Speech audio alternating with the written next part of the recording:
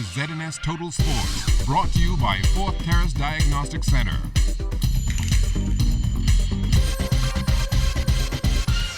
Welcome to sports, everybody. There's been a lot of back and forth lately as to whether or not the second version of the Chris Brown Track and Field Invitational will take place on its scheduled date of April 11th at the Thomas A. Robinson National Stadium.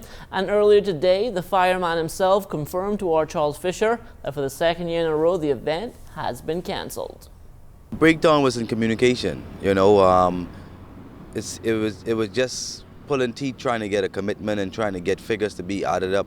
And trying to have everyone at the table to organize this and basically see where and what we could do to make this event pull off. Did they make a week in a day, and no one has opened their mouth to even actually say, well, we're not going to do this and we're not going to do that. And then the talks was, we can do this, but we can't do that, you know, and you can't pull off a successful event if you're not going to go all in. And so with that being said and done, you know, it's just disappointing. Do you see the strength to go on and continue with this, knowing that the runaround you've been gotten over the past 2 years? Well, you know, as of right now, you know, I don't, but I don't know what the future holds. So I'm just gonna play it by ear and see what happens. What was the cost of this on this meet? What was this a ballpark figure? Over $400,000. Based upon the caliber of athletes that were coming in, you know, a parent's fee had to be paid, and prize money had to be paid, and hotel expense, transportation expenses, and that's what drove it up. But, you know, compared to meets that are already established, this is basically a small fee for an event like this, and I was just hoping to be able to bring the Bahamas an event that they would see on TV, just to come out and watch it live in person. The championship game of the 32nd Hugh Campbell Basketball Classic taking place last night at the Kendall Isaacs Gym. The matchup featured the government school champs, the C.I. Gibson Rattlers, up against the C.C. Sweeting Cobras.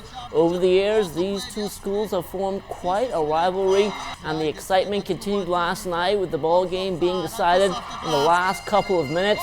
For 3 quarters, the Rattlers looked poised and possibly on their way to a 6th title, but the Cobras dominated in the final frame and they scored a 67-61 victory to secure title number 4. We know it was not going to be easy. We are long rival 2 teams.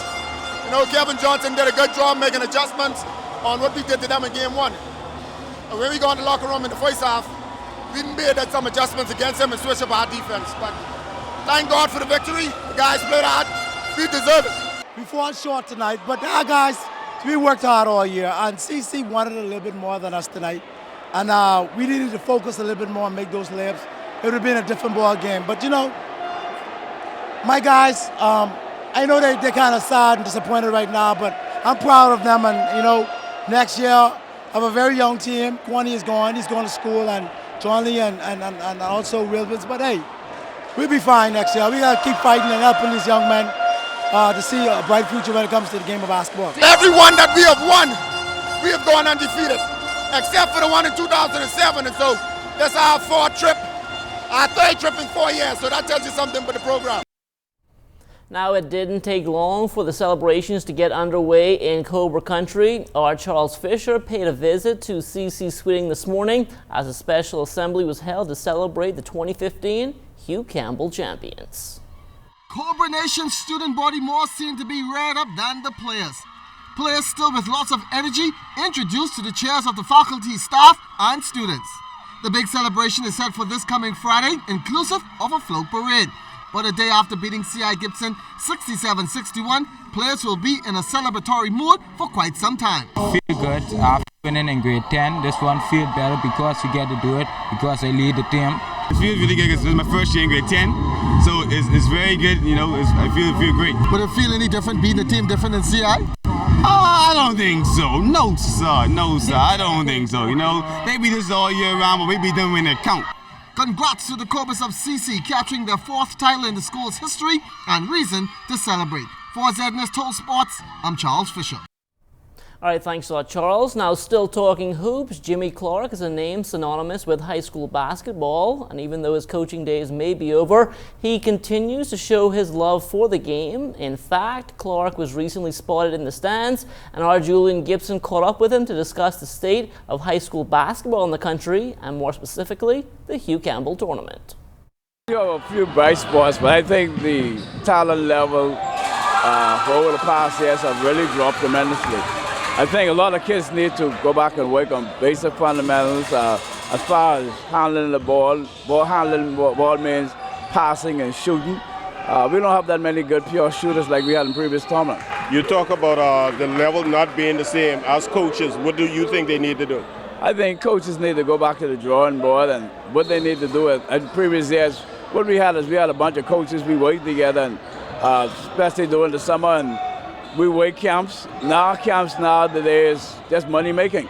It's not basic fundamentals, and so what they need to see, they try to see how many kids they have in the camp to make money. Our days, when we run camp to teach how to handle the ball, pass the ball, and shoot the ball. We had some great shooters back in my days. I saw you sitting on the back of the bench, cheering a couple of times, shouting out. Do you miss coaching? Not really. I'm the principal at Doris Johnson. I have to support my kids. Now and then too is that, we get a little touchy edge, but I don't think I really miss it. I'm on a different role now. You wear two hats. You've been to Grand Bahama, you've been to Nassau. In this issue with the Hugh Campbell, what side are you personally on?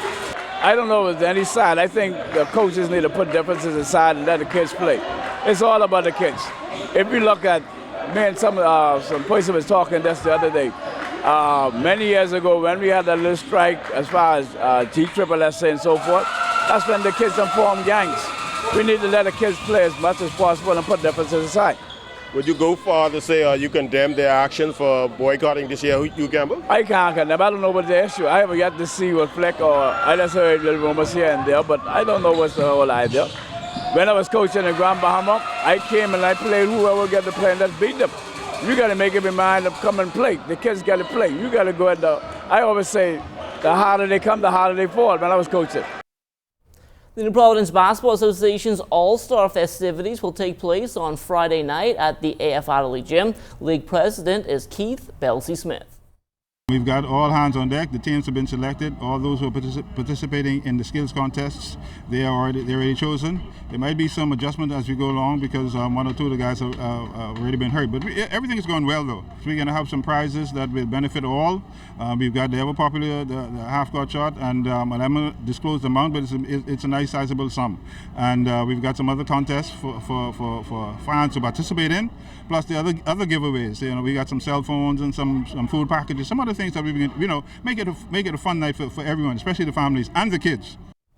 The second edition of the Dan Marino and Friends Weekend is all history now, and as Kelsie Johnson tells us, the event is really starting to take off.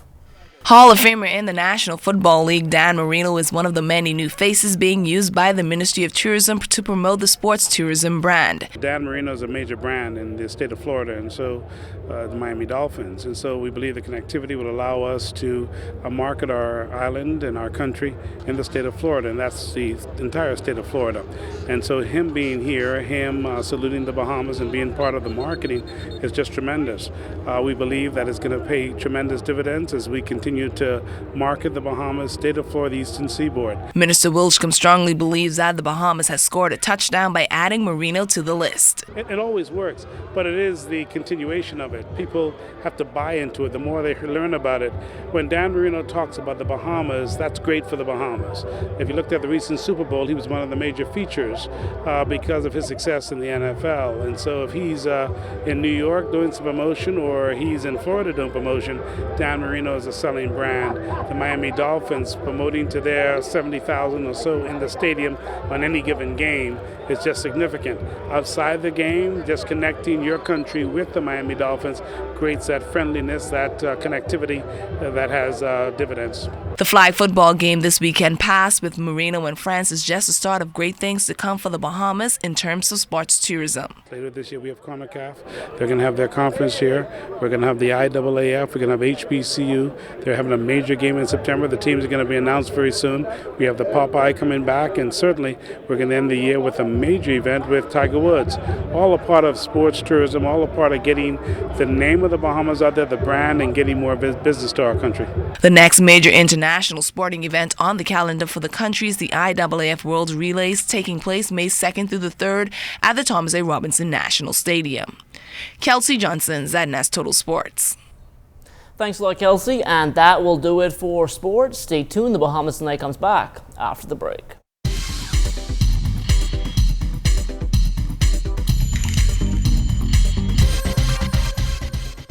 This is ZNS Total Sports, brought to you by 4th Terrace Diagnostic Center.